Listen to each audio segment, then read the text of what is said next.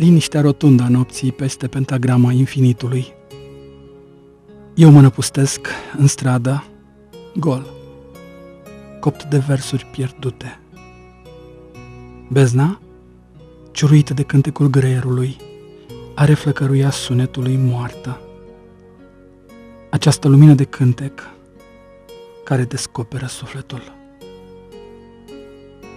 Scheletele a 1000 de fluturi dorm în mine.